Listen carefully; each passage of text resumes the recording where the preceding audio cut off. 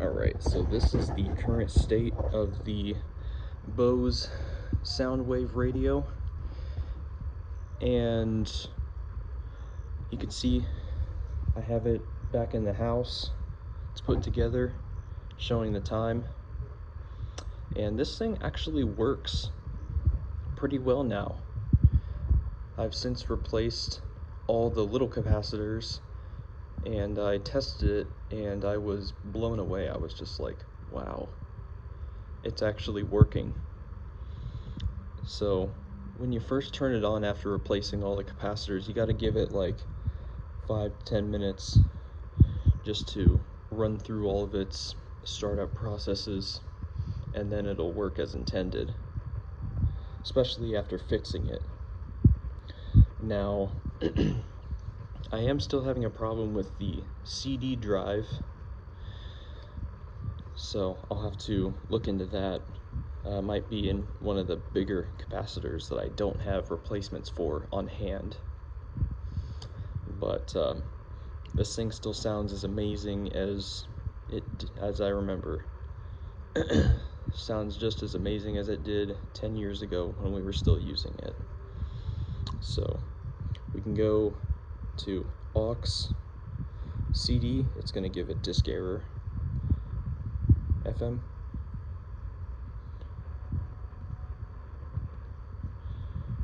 Which it's not receiving. There it is. And aux. I'll demonstrate. This is what it was used for most of the time. And I've got a record up on there.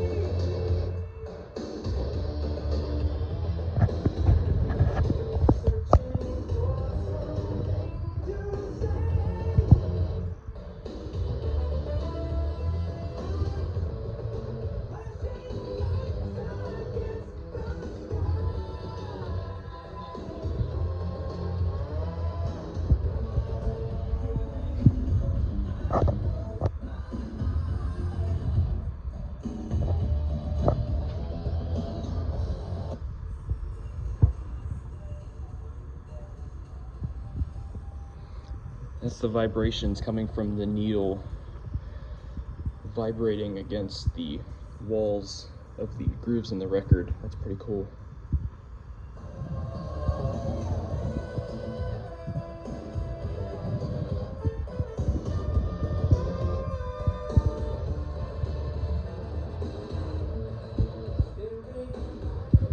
So those who watched my live stream,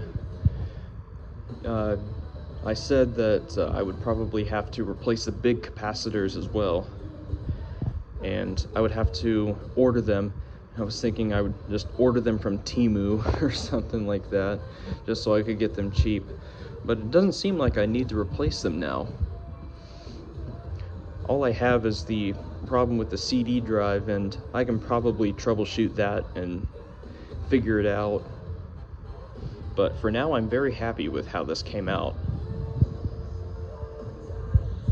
And I basically copied what George Terbush did, and went and got the capacitors, but I got the surface mount capacitors. I didn't use through-hole capacitors for all of them. There were some that I used through holes because I had no other choice. But yeah, this sounds really amazing.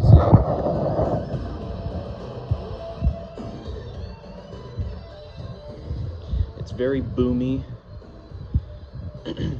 So if you find one of these and you come across my channel, now you know how to fix them. I know not everyone has the capability to solder though, but if you get one of these fixed up, they still sound incredible.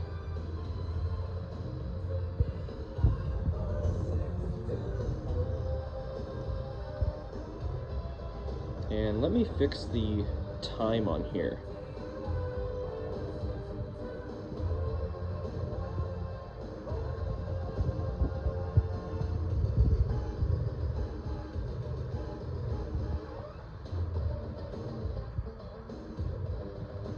There we go.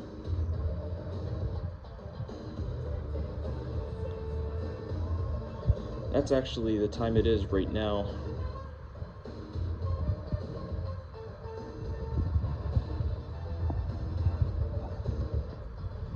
So, this is remote. Remember, we lost the black one that came with it, so we got this one, and then a couple years later we found the black one, so we had two. And this record, I actually found this today at the flea market. It's a 12-inch single. It's got the exact same track on the other side, and it's got this huge dead space. I knew that 12-inch singles were a thing, but I did not know that this one existed, and I only paid $5 for this. I looked this up, and on Amazon there's one that's used that's going for over $50, and there's one in near mint condition on eBay going for $20. So I got a really good deal.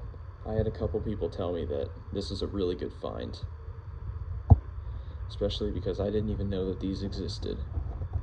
I went to the flea market not looking for anything in particular except for the Sketch CD by Dwayne Bailey.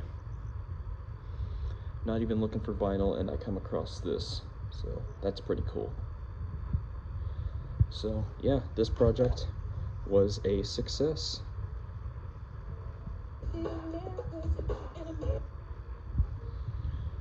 So very happy with it.